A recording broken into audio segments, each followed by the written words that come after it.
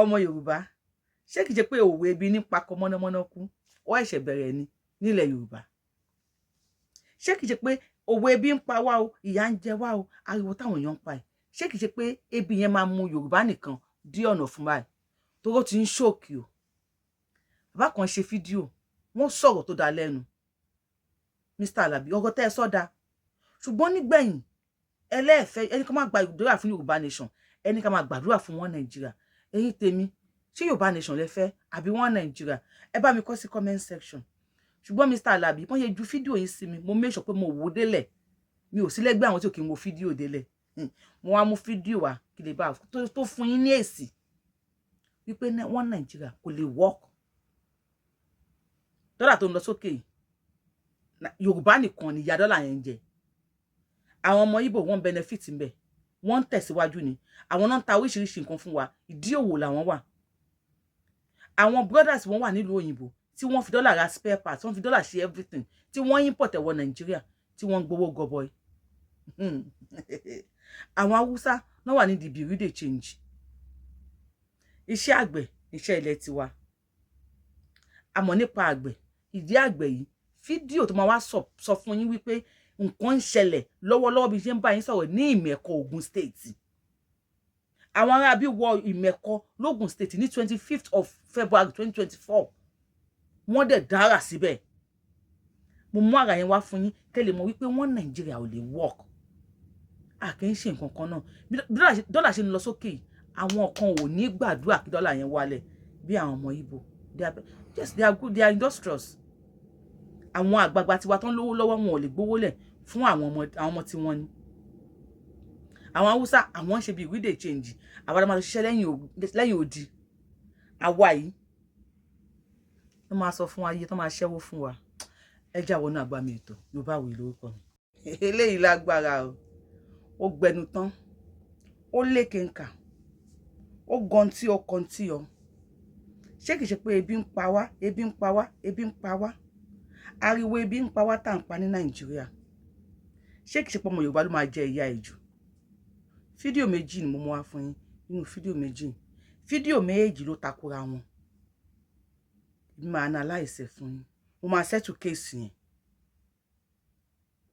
bí dọ́là ṣe ń lọ sókè ṣé mo pé ìyà tó ń jẹ wá Nàìjíríà sí ṣé mo pé ń kọ àwọn kan jà wọn kan lọ ǹjẹ́ ẹ gbọ́ káwọn ọmọ Ìgbò pariwo pé ebi ń pa wọn àwọn ọmọ Ìgbò ò lè pariwo wípé ebi ń pa wọn gbogbo ẹ bá mi share fídíò kó kárí gbogbo ọmọ Yorùbá ẹ̀yin ọmọ Ondo State Ogun State Àkúrẹ́ Èkìtì Lagos Ọ̀yọ́ Ìbàdàn àti gbogbo ilẹ̀ Yorùbá pátá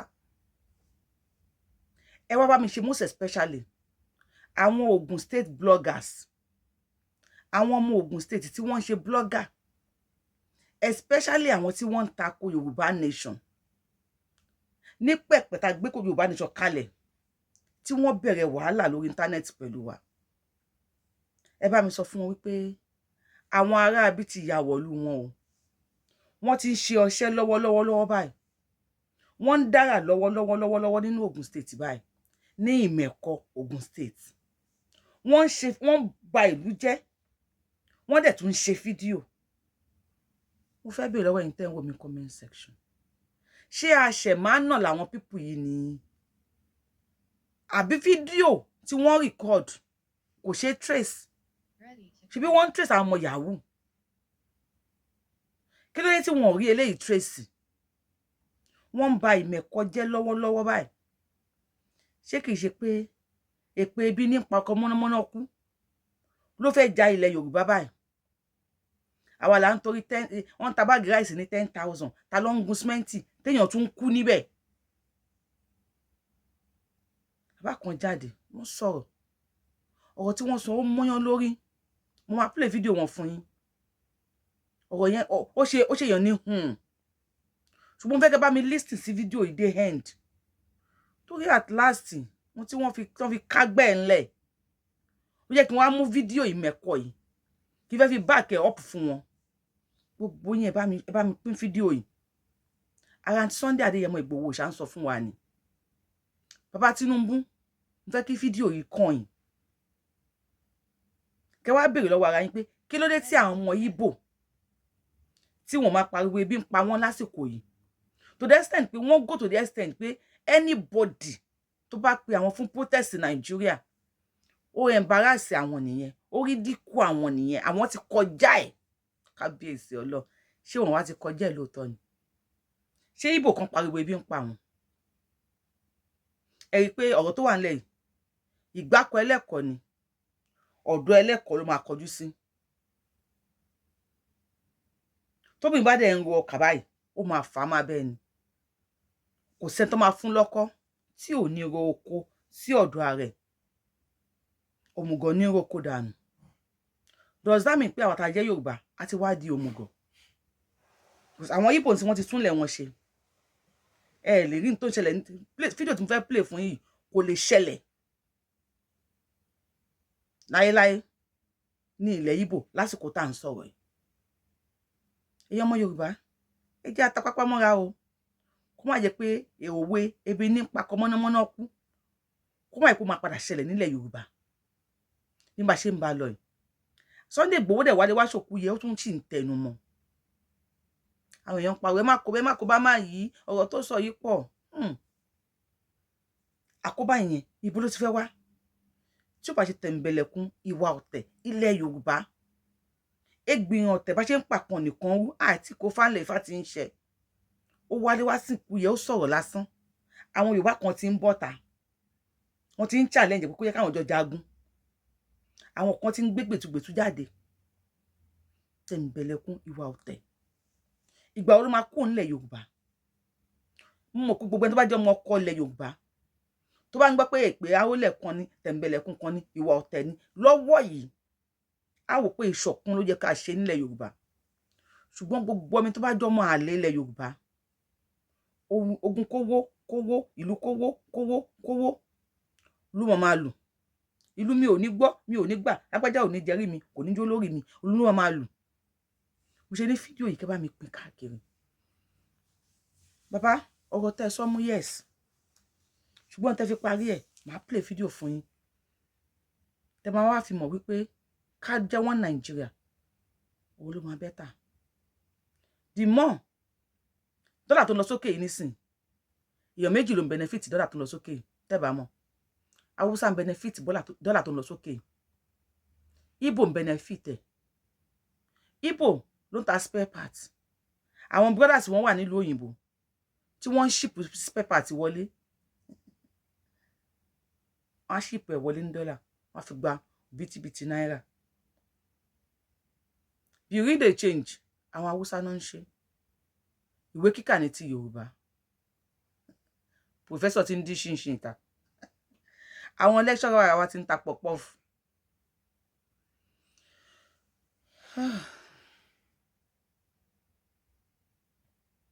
Gbogbo bloggers tó jọ ọmọ Ogun State tó against Yorùbá nation àtàwọn tí ò kí jọ ọmọ Ogun State náà tí wọ́n jọ ọmọ Yorùbá, ẹ bá mi share fídíò yìí kan. Bàbá, ẹ sọ̀rọ̀ sókè já gbọ́rọ̀ lẹ́nu yín. Ǹjẹ́ o tilẹ̀ mọ̀ wípé àwọn ìdààmú àti ìṣẹ̀lẹ̀ làlúrí tó ń ṣẹlẹ̀ ní Nàìjíríà yìí, ǹjẹ́ o mọ̀ wípé ó dé bá ìran kan ju ìran kan lọ? Tí mo bá ń wí ò bá yé ọ. Ǹjẹ́ o mọ̀ wípé àwa ìran Yorùbá òun ló ń pariwo jù, àwa dẹ̀ ní ìnira yìí ló dé bá wa jù ní àwọn àkókò yìí, ní àkókò ọ̀wọ́n gógó ohun gbogbo. Bí ò bá yé ọ, ǹjẹ́ o mọ̀ wípé àwọn ọmọ Ìgbò àwọn ni wọ́n di ìṣòwò mú ní àwọn àkókò tó ti pẹ́, lọ́jọ́ tó ti pẹ́? Bẹ́ẹ̀ sì ni ohun gbogbo tó ń padà ṣẹlẹ̀ lákòókò yìí, ìgbákọ̀ ẹlẹ́kọ̀ ọ̀dọ̀ ẹlẹ́kọ̀ òun ló ń kọjú sí lójoojúmọ́ tí wọ́n sọ wípé dọ́là wọn nítorí wípé àwọn ni wọ́n di ìṣòwò mú, ọjà sì ń bẹ nínú ṣọ́ọ̀bù wọn. Lójoojúmọ́ tí dọ́là bá ti wọ́n, inú tí wọ́n máa dùn nítorí pé iye tó bá wù wọ́n ó ní wọ́n padà ta ọjà tó bá wà lórí wọn. Ṣé o ti ń gẹ̀ẹ́tì ibi tí mo ti ń bọ̀? Ṣùgbọ́n àwa ìran Yorùbá, ìwé tá a kà ó fi wá lọ́kàn balẹ̀ wípé a padà já gbangba. Òun ló fi fà á tí ó fi jẹ́ pé pòfẹ́sọ̀ ó fi wá bẹ̀rẹ̀ sí ní ibẹ̀ ìyá onígàárí. Pòfẹ́sọ̀ ó fi ilé ayé rẹ̀ ṣépè nítorí pé yóò gbà àwọn èlùbọ́. Àbẹ́ẹ̀ rí i pé ilé ayé dàbí nǹkan. Kí ni nǹkan tó fà á? Ohun kan ṣoṣo tí ìran Yorùbá tó ní, ó ní wípé bóyá ká kàwé, ká dẹ̀ ṣiṣẹ́ àgbẹ̀, ká dáko. Àwa la ní kòkó, àwa la làgbàdo àwa la ní àwọn nǹkan cash crop tó pọ̀ lọ́pọ̀lọpọ̀ ṣùgbọ́n ńṣe la yajú lẹ̀ tí kàlùbọ̀ tó fi kó sí tó jẹ́ pé wọ́n ní olójú òní yajú ẹ̀ lẹ̀ kí kàlùbọ̀ kó sí tàlùbọ̀ kó sí àwa yajú ti wá lẹ̀ títí tí táwọn Fúlàní tí wọ́n fi lé wa gbọ́ wọ́n lé gbogbo wa wọ́n lé àwọn ènìyàn wa wọ́n lé wa kúrò lóko wọ́n lé wa kúrò lóko tán búrùjí tiwa àti gbé búrùjí wa jùnà àwa wà nílé gbogbo wa iṣẹ́ tí kì í ṣe tiwa òun la bẹ̀rẹ̀ sí ní yọjú là ń ṣàyọjú ràn án sí ní ìgbà tí kinní ọ̀hún wá dé tán ọ̀tá bolówó ọba mẹ̀kúnnù a tètè mọ̀ pé báyìí ní ó ṣe rí o púpọ̀ nínú wa ni ọmọ wípé a ti gbé búrùjí dànù wọ́n ti lé wa kúrò lóko ìtọ́jẹ́ búrùjí wa kò sí lọ́wọ́ wa mọ́ gbogbo àwọn ọ̀gbìn kòkó ọ̀gbìn àwọn ọ̀pẹ nǹkan tá a ní gbogbo ẹ̀ láà lè ṣe mọ́ o Fúlàní ti gba gbogbo oko mọ́ wa lọ́wọ́ tí wọ́n ọmọ tó tún wá burúkú jù ni wọ́n lẹ́ni tó bá foko bàbá ẹ̀ yàwó ó gbé búrùjí dànù rí ilẹ̀ Ìgbò mélòó lẹ́rí tí wọ́n ti ń ṣe promotion lẹ̀ lọ́dọ̀ tiwa gbogbo ilẹ̀ tó jẹ́ tiwa pátápátá ni là ń ṣe promotion rẹ̀ wọ́n wá ṣe promotion wọ́n wá lulẹ̀ ní gbàǹjo wọ́n ti lu gbogbo ilẹ̀ tó yẹ ká fi gbin kòkó tó bá ti ẹ̀dọ́jọ́ iwájú ká fi gbin àwọn cash crop ká tó fi rérè gbogbo ẹ̀ ni wọ́n ti lù ń gbàǹjo tán rí ẹ wo ìyá ọ̀bà lágbájá tìbí tìran ò ń bọ̀ wọn ò tí ì débẹ̀ ẹ jẹ́ ká ronú wò lórí ọ̀rọ̀ tí ń ṣe wá amúkùn ẹrù ẹ wọ́ wọ́n lókè lẹ́ ń wò ẹ̀ wọlé dúkùrú ọ̀tẹ̀ àti àìlámójútó àìlákàsí òun ló kó bá wà nílẹ̀ Yorùbá nítorí pé a ti rò wípé àwọn àyè tá a bá wà àwa nìkan èmi nìkan káwọn nìkan ó ṣáda wà ń bẹ̀ iná ló kó bá wa o òòrà ọmọ Ìgbò nítorí fà á tí wọ́n fi di ìṣòwò mú ni pé bọ́mọ Ìgbò kan bá ti dé sàlẹ̀ Èkó yóò ti sáré lọ sábúlé wọn bó bá lọ fọ́dún yóò lọ mọ àwọn ẹbí rẹ̀ kan yóò mú wá ìwọ máa sùn ṣọ́ọ̀bù tó bá yá ṣọ́ọ̀bù wọn ò di méjì yóò di mẹ́ta títí tí wọ́n fi gba Èkó mọ́ wà lọ́wọ́ tí wọ́n fi dìṣòwò mú bó ṣe rí náà nìyẹn ọ̀wárí àwọn ilẹ̀ Haúsá ní tó fi dàbí ẹni wípé ilẹ̀ Haúsá ò fi pariwo jù títí ni wípé sórí Haúsá ò lè wípé bóyá kó wọ́n kọ́lé kò lè pé bóyá kó lo mọ́tò bọ̀gìnì bẹ́ẹ̀ sì ni Haúsá ò lè wípé bóyá kó rán ọmọ rẹ̀ lọ Cambridge University tí wọ́n ní wípé kí wọ́n jẹun kí wọ́n mu jẹun kó kú òun ni tiwọn ṣó ti rí pé ó ti yàtọ̀ síra wọn so ó bà wá ó bà ẹnìkan ju ẹnìkan lọ àwa Yorùbá àwa la fẹ́ kọ́lé ọlá àwa Yorùbá la fẹ́ ra mọ́tò bọ̀gìnì àwa Yorùbá àwa náà sì ní kẹ́ni mọ́ni àwa náà ni à ń jù wọ́n tí ò ṣe é wí lẹ́jọ́ oríṣiríṣi òwe òun náà ló sì pọ̀ lọ́dọ̀ wa ni dúkùrú sì ti pọ̀ jù sí àwa náà la wàá mọ̀wó ṣe ọ̀rí àwa ń pariwo a sọ pé a fẹ́ jọba ara wa ṣé bá a bá gbàjọba ara wa bá a bá gba Yorùbá nation ṣé bá a ṣe máa ṣe náà nu bọ́ ọ bá dọ́fíìsì tó o bá bá Yorùbá ń bẹ̀ kódà kó fi gbogbo ẹ̀kẹ́ méjèèjì kó fi kọlà bí awẹ́ páànù bẹ́ẹ̀ bá sọ Yorùbá sí wọn wọ́n á tún sọ fún ẹ wá ní what can I do for you òòrí pọ́ ga wọ́n lámùkún ẹrù ẹ wọ́ olókè lẹ́ ń wò ẹ wọlẹ̀ yín tí ń ṣe wá ó pọ̀ gan o n tó sọnù ní mọ́ṣáláṣí ó kọjá bàtà ẹ wò ó ẹ jẹ́ jẹ́ gbàdúrà sáláwùrábí kọ́ba aláwùrábí kó bá wa tún Nàìjíríà ṣe ẹ wá gbọ́ o kékeré ìní tọba aláwùrábí o àfi káwa gangan ká kọ́kọ́ ṣètò ara wa ná wọn nílé láti kẹ́sàn-án ròde ẹ jẹ́ ká kọ́kọ́ ṣera wa gírí ká ṣera wa lámùrè ká ṣera wa lóṣùṣù ọwọ̀ ká lè bá àjọjà gbangba ẹ já ara wa lọ́wọ́ ẹ já padúkùrú tí o ọ̀tẹ̀ ògbé wa já gbangba Alábí aláṣẹ làyín náà ni Ìgbò wọ́n benefit system lọ́wọ́lọ́wọ́ ó sì ń pé wọn àwọn ò ní gbàdúrà kí dọ́là ò wálẹ̀ láéláé lójoojúmọ́ tí dọ́là bá ti ń léwó ẹ̀rín ni ó máa pẹ̀kẹ́ wọn ìgbàkọ̀ ẹlẹ́kọ̀ọ́ ọ̀dọ̀ ẹlẹ́kọ̀ọ́ ló ń kọjú sí. ẹ wo I'm not a monopoly of knowledge o from my point of view òní mo fi ṣe analysis yìí káríra láyọ̀ ká pàdé níre ká má dolódì. a dúpẹ́ lọ́wọ́ yín gidi gan-an bẹ́ẹ̀ gbogbo ọ̀rọ̀ tẹ́ sọ ló dáa gbogbo ẹ̀dẹ̀ ló lé sí ẹ jẹ́ ká bẹ̀rẹ̀ níbi tẹ́ parí ẹ̀ sí ẹni ọmọ Yorùbá ẹ la fẹ́ gba nation wa ẹni tá a bá dé ọ́fíìsì tá a bá ní tó fi gbogbo ẹ̀kẹ́ kọlà ẹ lóyìnbó ló máa sọ bàbá ó lè sọ òyìnbó nítorí pé wọ́n ní Nàìjíríà English ní general language wọn bó tẹ̀ jẹ́ pé nílẹ̀ Haúsá ni wọ́n ń sọ nílẹ̀ Ìgbò ni wọ́n ń sọ tá a bá wá gba Yorùbá tá a wà lórí ilẹ̀ wa bí ẹni tí mo bá lọ́fíìsì ṣe bá fẹ́ sọ èdè míì sí mi ṣe bá a ṣàlàyé bóyá wọn lọ import ẹ̀ wá láti China ni even president China ó lọ sí UN ó lóhùn ò gbọ́ English sẹ́ ó ní èdè ìlú ló máa sọ. Trump ní speak English, ìyẹn ex president of America. Gbogbo alamọ tó fi dá Trump lóhùn. Ó dẹ̀ tún insist pé èdè òun ló máa sọ. Àwọn akọ́nilẹ́rú kolo master tán kọ́kọ́ wá kó ló wa. Èdè wa ni wọ́n gbà lọ́wọ́ wa. Wọ́n gba identity wa. Wọ́n wá mú wa, wọ́n dà wá pọ̀ mọ́ mẹ́ran. Máa play video kejì tó máa fún bàbá yìí ní èsì. Mo kò fẹ́ sọ̀rọ̀ díẹ̀ sí ni. Ẹni tó bá wà lórí Facebook, video kejì yẹn ẹ lè má rí wò. But if you want to watch the video kejì, orí YouTube lẹ ti lè wò. Kì í pé mi fẹ́ show ẹ̀ fún yín lórí Facebook náà. Ṣùgbọ́n àwọn òfin tí Facebook máa ń gbé kalẹ̀, ó fẹ́ kọjá ẹ̀mí mi. Èmi ò gbogbo wàhálà yẹn kí máa appeal lẹ́mẹ̀wá, mi ò fẹ́. Mi dẹ̀ fẹ́ kàn gbé page mi wálẹ̀ lórí Facebook. Bó ṣe máa ní many things lè máa rí wò lórí YouTube tí ẹ̀ ní lè rí wò lórí Facebook. Standard Facebook ó yàtọ̀ sí ti YouTube. YouTube gba àwọn nǹkan kan láyè tí Facebook ò gbà láyè. Ẹ já tẹ̀síwájú nínú ọ̀rọ̀. Torí àwọn tó ń ṣe Facebook, àwọn èèyàn tó wà lórí Facebook, ó ní mo ṣe sọ ọ̀rọ̀ yìí. So if you want to watch the full video, ẹ lọ sórí YouTube kẹ́ lọ wò. Mr. Alabi, Daddy wa Alabi, because mo like ẹwà èdè ẹnu yín. Bẹ́ ṣe sọ Yorùbá yẹn, mo like Yorùbá yẹn. Èèyàn máa sọ èdè òyìnbó sí mi ní Yorùbá nation. Irọ́ ló wà ńbẹ̀. Ẹni ká ṣàdúrà fún wọn Nàìjíríà. Mo máa show fídíò fún yín. Fídíò tí máa show fún yín yẹn, ẹ mọ̀ wípé a kì í ṣe one. Tó wá people ti decide pé ebi ló máa ń pa mọ́nàmọ́ná kú nínú dọ́là tó ń lọ sókè. Àwọn Igbo wọ́n benefit burúkú. Gẹ́gẹ́ bí mo ṣe sọ pé àwọn ni wọ́n wà ní di business. Bẹ́yìn náà ṣe sọ. Àwọn brothers wọ́n wà lókè òkun bíbí. Tí wọ́n máa ra mọ́tò ní $1,000, $2,000. Tí wọ́n á ship lọ sí Nigeria. Tí wọ́n ra spare parts. There are many jobs tí wọ́n ń ṣe ní bíbí tọ́mọ Yorùbá mi ò lè ṣe. They go everywhere. They even when ń ṣagolo agolo tó ń jò kíní kan, wọ́n ń ṣá ní bíbí. Wọ́n á ṣá fridge ṣá gbogbo ẹ̀.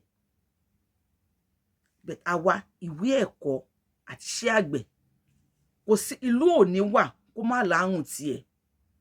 Gbogbo ìlú tó wà láyé ló ní àrùn tiẹ̀. Àrùn tiwa ni pé a ní ego. Ọmọ aládé ni wá. Ẹ̀jẹ̀ ọmọ aládé yẹn dẹ̀ ń ràn nínú vein gbogbo wa. Gbogbo wa pátá ni kò síbi tí Yorùbá máa dé. Ẹ rí lára ẹni aṣíwájú ni wá. Ẹni ìṣíwájú ni wá. Wọ́n mọ̀ọ́mọ̀ dà wá pọ̀ láti sọ wá dèrò ẹ̀yìn ni. And if we do continue as the same one Nigeria, dúró dè mí àti kórè ibì kan, ìkan náà jẹ́ làwọn méjèèjì o. Àwọn kolo master tí wọ́n dà wá pọ̀, àwọn Bìrìtìkó, ọ̀dọ̀ wọn ni wọ́n roko ilẹ̀ Nàìjíríà sí. And àmú Nàìjíríà ilẹ̀ Yorùbá ni. Gbogbo ohun tí wọ́n fi ń sọ̀rọ̀ ní Nàìjíríà. Tí n bá bùkù 50% ló ń kó ilẹ̀ Yorùbá lọ fi ṣe Nàìjíríà. Bàbá mi, ẹ sọ̀rọ̀ ọ̀rọ̀ yín dẹ̀dùn. Ẹ wọ èdè yín rẹ̀ dá. Àwọn Igbo ń ṣe ní méjì. Onípa tẹ̀m̀bẹ̀lẹ̀kún, ìwà ọ̀tẹ̀ tẹ́ sọ. Wàláhì ọ̀rọ̀ gidi lẹ sọ. Tẹ̀m̀bẹ̀lẹ̀kún, ìwà ọ̀tẹ̀. Kẹ́ni má ní ìwọ ojú mi, èmi ojú ọ. Ìlara burúkú, ìlara gbígbóná. Owú tí ò dáa. Ara ọmọ Yorùbá ló wà. Wọ́n ṣe sọ pé bóyá ìpè àhólẹ̀ tó ní ẹni Yorùbá ò ní kú ni. Ní 21st century yìí, láyé digital yìí, anybody wọ́n ṣe sọ pé ìpè àhólẹ̀ kan ló ń jalè Yorùbá kò ró dáadáa ni. Gbogbo ọmọ Yorùbá tó jẹ́ ọmọ ọkọ ilẹ̀ Yorùbá lọ́wọ́ yìí, à ń fìmọ̀ ṣọ̀kan ni, à ń fohùn ṣọ̀kan ni. Tó bá surprise yín, ẹ kì í sáré já yín sí. Ẹ wo lóye Sunday Igboho, ẹ wo kú yẹ tó ṣe. Wọ́n ti freeze account ẹ̀. Kò ṣe business mi. Kódà ilé epo tó ní wọ́n freeze ẹ̀. Ẹ wo kú yẹ. Kò ṣẹlẹ̀ nílẹ̀ Yorùbá rí. Gbogbo ọmọ Yorùbá dìde tán fún lóye Sunday Igboho ni. Àbẹ́yìn tèmi tí bá ń parọ́ ẹ máa já mi o. Ṣé ó mú yẹ́sì? Ẹni tí wọ́n freeze account ẹ̀ gan, òkú yẹ ò lè tó bẹ́ẹ̀ yẹn. mọye party tí wọ́n ṣe ní Nàìjíríà ní February 22 sí February 25 mọye party tí wọ́n ṣe ṣùgbọ́n lórí íńtánẹ́ẹ̀tì lọ́tún lósì òkú ìyá Sunday Igboho everybody ń gbé mo tán pé ẹni Yorùbá ti kò nìyẹn ṣùgbọ́n kò easy láti ṣàrẹsì ká má rí kàńdà ń bẹ àwọn kàńdà kọ̀ọ̀kan kàńdà kékèké ló kù ní ilẹ̀ Yorùbá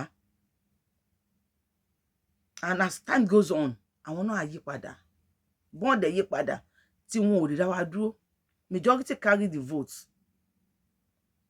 Bíbélì náà sọ pé ẹ jẹ́ kí èpò àti àlìkámọ̀ máa dàgbà wọ́n á jọ dàgbà papọ̀ ni tó bá yá máa yí èpò sọ́tọ̀ a máa yí àlìkámọ̀ sọ́tọ̀ bàbá mi ẹ try o ní tàwọn aláwùsá àwọn ni wọ́n wà ní ìbìrú dey change Buhari débẹ̀ tàì débẹ̀ wọ́n ṣe ní abakadadaba wọ́n ní wọ́n sign signature Buhari a whole president in Nigeria wọ́n fi gba kíní $1 billion jáde wọ́n mú CBN wọ́n sọ di àpótí ìtìsẹ̀ fúnra wọn wọ́n gbẹ́sẹ̀ lé àpótí CBN wọ́n sign owó jáde tẹ́ bá ṣiṣẹ́ nílùú òyìnbó àwọn náà máa decide fún wa àwọn la máa ṣiṣẹ́ mi bí yìí o la máa ṣiṣẹ́ ọmọ ẹrú náà ní ìlú òyìnbó ṣùgbọ́n àwọn arábí àmàlà ọ̀fẹ́lẹ́ṣẹ́wó lọ́dọ̀ àbókí ló máa decide fún ẹ iye tó máa ṣẹ́ owó tó bá dẹ̀ débi tó máa ní wọ́n fẹ́ ṣẹ́ owó fún ẹ ní £1 tó bá súnmọ́ £1 náà máa pè fún ẹ tó bá wá rìn díẹ̀ sí ló lè rẹ́ tó máa sọ pé £1.50 kọ́bọ̀ àbí £1 ẹlòmíà gan sọ fún ẹ pé 90 kọ́bọ̀ ló máa ṣe fún ẹ àwa là ń ṣiṣẹ́ àwọn ni wọ́n ń ṣẹ́wó fún wa so the more tí dọ́là ń lọ sókè the more tí other two tribes tí wọ́n enjoy okay ìwé kíkà làwa mọ̀ nípa ẹ̀ àti iṣẹ́ àgbẹ̀ oúnjẹ ní ẹ̀mí ayé béèyàn ò bá jẹun gan kò lè ríṣẹ́ ṣe aláǹgbá dọ́là ń lu òyìnbó kọ́ wá ní kò sóúnjẹ o kọ́ wá kówó kalẹ̀ fún wa à ń gba pound à ń gba euro ìjọ tó rí Ọlọ́run tẹ́ bá ti download tap send ẹ lọ bá mi download tap send yìí o aṣẹ́wó ń kí yín o à ń ṣẹ́wó o tap send tẹ́ bá ti download ẹ lo promo code mi Abiola TTS ABIOLA Abiola TTS ẹ lọ bá mi download ẹ iye tí rètí wá wà kò sẹ́ni tó lè ṣerú ẹ o and we are faster and trustworthy trust me Yorubawuyi I know you love me ẹ bá mi lọ download ẹ please and PR organic tí bá kára yín máa shine keyboard yín no makeup kẹ́ máa flenjo PR organic ẹ bá mi kàn sí lórí +234 81 561 58550 +234 81 561 58550 wàhálà ẹ máa shine she deliver worldwide Nigeria ló wà so ẹ já continue iṣẹ́ ìwé kíkọ́ láìsí ọkọ́ àti àdá kò yí pé o iṣẹ́ àgbẹ̀ níṣẹ́ ilẹ̀ wa ẹni kò ṣiṣẹ́ á máa jalè ẹni tí ò ṣiṣẹ́ á jalè ìwé kíkọ́ àti iṣẹ́ àgbẹ̀ níṣẹ́ tiwa torí we have a green land ilẹ̀ wa ilẹ̀ ọlọ́ràá ni tó máa so anything tíyàn bá ti bọ̀lẹ̀ oúnjẹ lọ̀rẹ́ àwọ̀ àwọn Spanish oúnjẹ ni wọ́n import wọ America wọ́n gùdù nínú agriculture ayé wọn dẹ̀ ń dà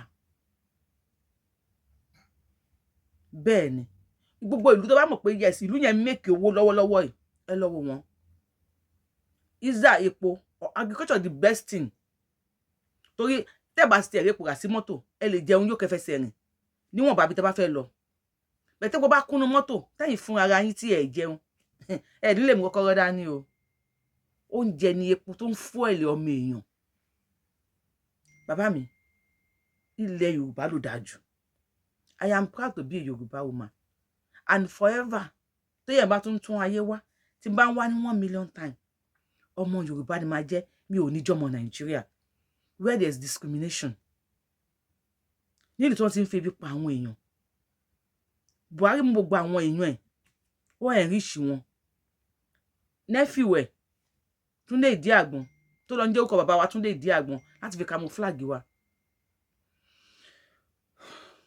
recharge card ló ń tà náà ó ti ń gun private jet ṣọmọ Yorùbá ò lè ṣiṣẹ́ ṣẹ́wóṣẹ́wó ni no wọn fún wa láyè Dangote nìkan Dangote cement Dangote kìíní kan Dangote kìíní kan Dangote gbá Dangote àwò.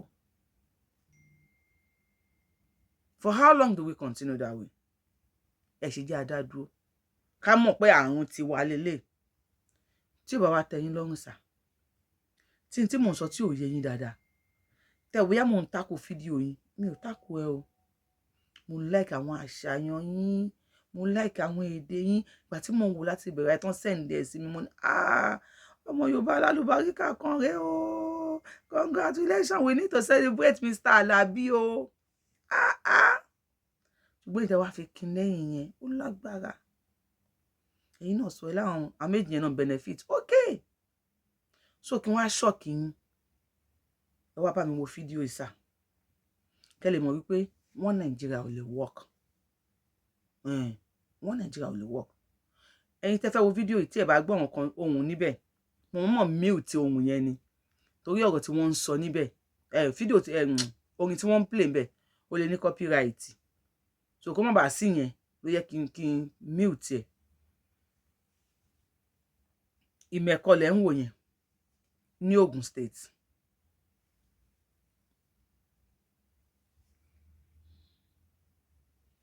Ẹ máa wò dáadáa o. Ẹ bá mi share fídíò yìí kó kàn bọ̀ Mr. Alabi àti gbogbo ọmọ Yorùbá tàtà lọ́wọ́. Ẹ share sínú platforms yín. We need to share this video. You just need to share it.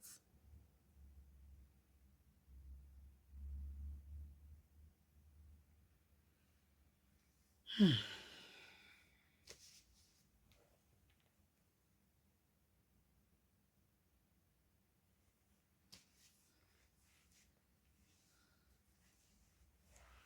ẹ̀ ń wò ẹ̀ ń rí dáadáa?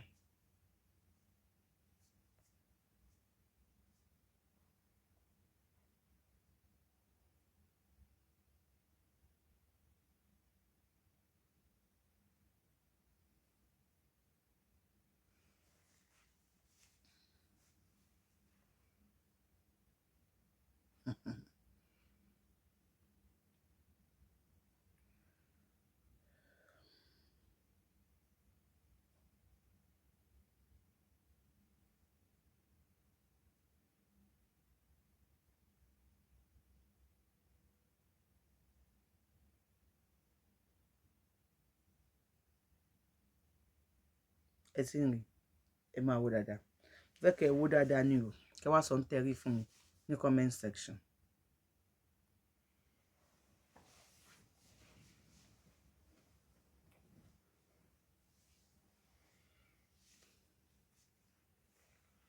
Kí lẹ rí ní comment section.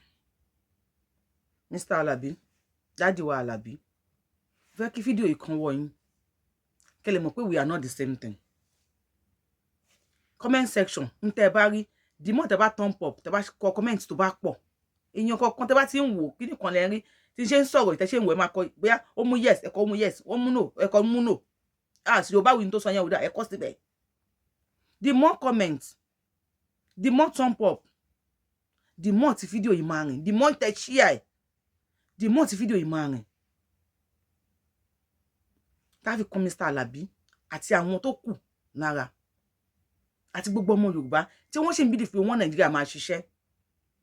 Mr. Alabi ẹrí date yẹn bẹ̀ 25th nìyẹn of February tá wà yìí 2024 kí lẹ rí tí wọ́n ń ṣe ń bẹ̀ yẹn ẹ̀yin tẹ́ ń wò mí náà mò ń bi yín kí ẹ máa wò dáadáa tó máa fídíò yẹn sílẹ̀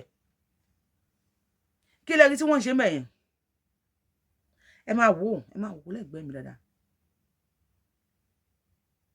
Pákí torí pé iṣẹ́ àgbẹ̀ ni iṣẹ́ ilẹ̀ wa tó bá pípé fẹ́ fìyà jẹ wá wọ́n fẹ́ sọ ọwọ́ wa di ebi nípa kọ mọ́nàmọ́ná kú òwe ebi nípa kọ mọ́nàmọ́ná kú no fẹ́ ṣe fún wa. Pákí tá lè fi ṣe gàrí tá lè fi ṣe fùfú gàrí tá lè fi jẹ̀bà ọtí òǹgbẹ bá ń gbẹ wá tá lè dà sómi fùfú tá lè sáré sọ pé ẹ jẹ́ ká lo àpọ̀n pẹ̀lú ẹ̀ ẹni tí bá tún mọ̀ nǹkan mi tí wọ́n fi pákí ṣe lè bá mi kọ sí comment section. Pákí yẹn ni wọ́n ń tú yẹn. Wọ́n gé lórí, wọ́n ń tú tìdítìdì ni. Wọ́n ń wú jáde ní tìdítìdì.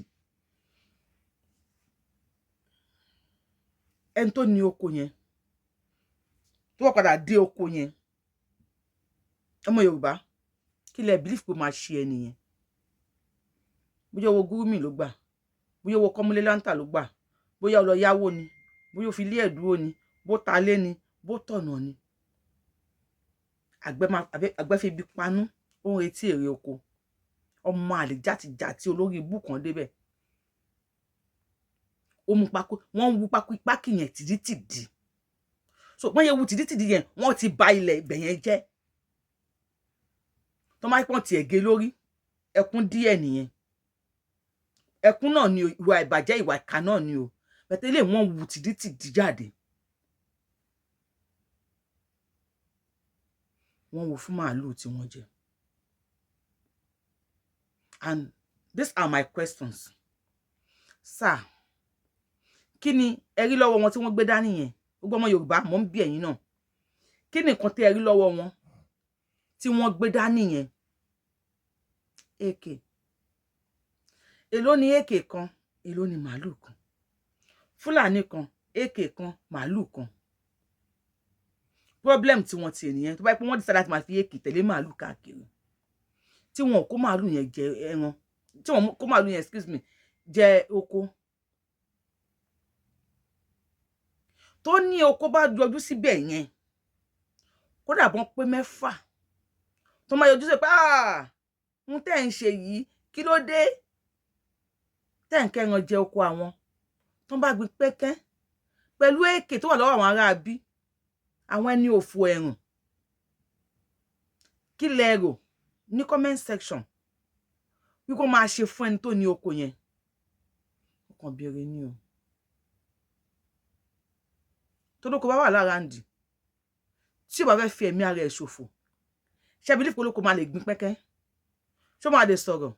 Olóko ò ní dún chim tó bá rí tó wà lọ́wọ́ wọn yẹn. Kò ní gbin pẹ́kẹ́. Now tell me. Another question ni o. Camera, phone tó fi ṣe, because now they are now good. Nínú kó máa ṣe ìkà, wọ́n máa wá camera wọ́n á jù síta. Phone tó fi ṣe camera yẹn, phone tó fi ya video yẹn, phone yẹn kò ṣe trace. Ṣé American number ló wà nínú phone yẹn? Tí ò ṣe trace ọmọ Yorùbá.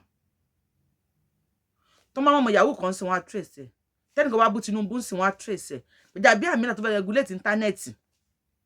Wọ́n ti pé àwọn ti sọ pé àwọn tí wọ́n ń ṣe nǹkan báyìí àwọn máa trace fóònù wọn náà. Wọ́n á ṣe fídíò yẹn, wọ́n á jù síta.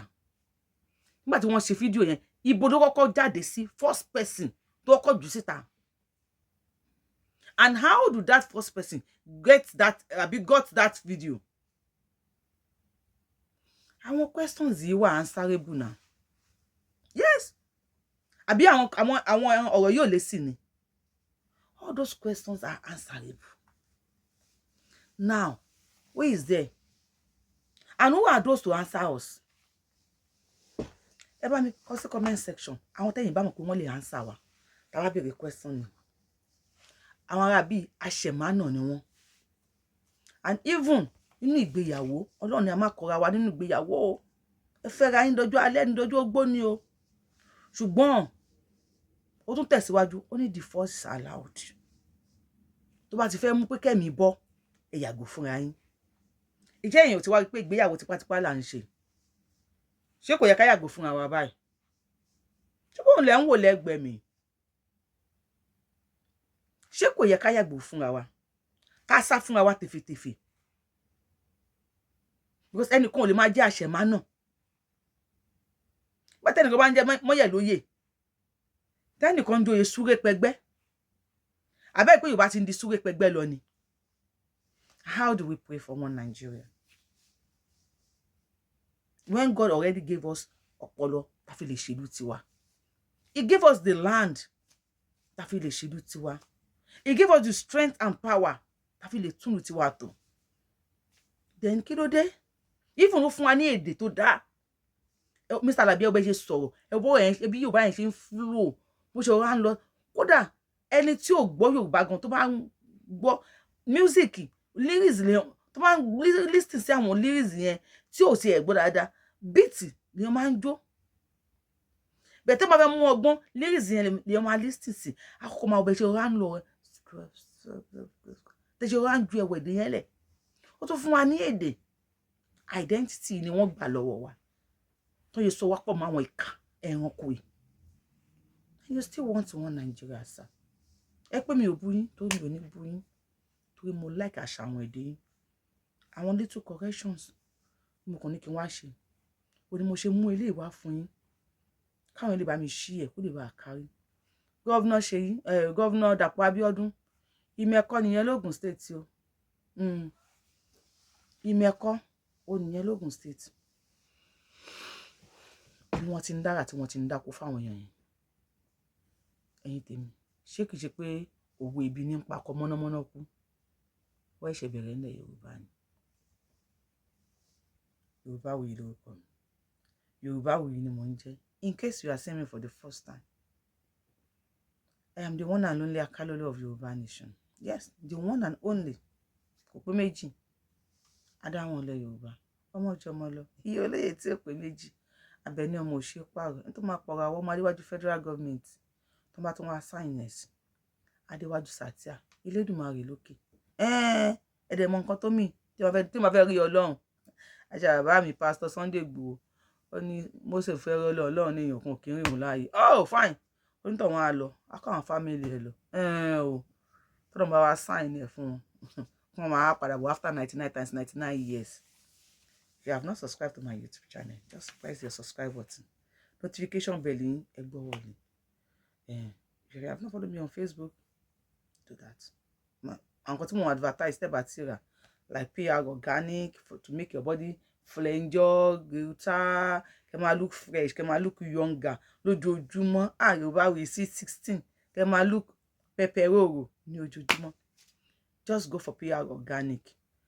Kíni ọlọ́mú ẹ̀yin kan pè mí pé kíni ọlọ́mú mi ò polówó ọmú fún yín because èmi lọ́mú mi dẹ̀ lo kíni ọmú wọn rí mi ìṣèdí náà Ọlọ́run jogún ẹ̀ fún mi but mo lo body cream wọn mo dẹ̀ lo face cream Charlie oil kójú máa shine gbogbo ẹni mo lè rẹ́wọ́ mi everything because I am a black person tó bá jẹ́ pé èèyàn pupa náà ní wọ́n ń ta gbogbo ẹ̀ tap send tó wọ́n ti lè save and secure. By me download tap send TAP and the promo code Abiola TTS emi de ninja Abiola ABIOLA TTS Abiola tap send ire o ire gbangba ẹ tẹ notification bell yín kalẹ̀ o taba tí mo wà ẹ máa rí question mi ni pé ṣé kìí ṣe wípé ebi ló ń pa ọkọ mọ́nàmọ́ná kú òwò yẹn ṣe bẹ̀rẹ̀ ńlẹ̀ Yorùbá lọ́wọ́ yìí. See you on my next show.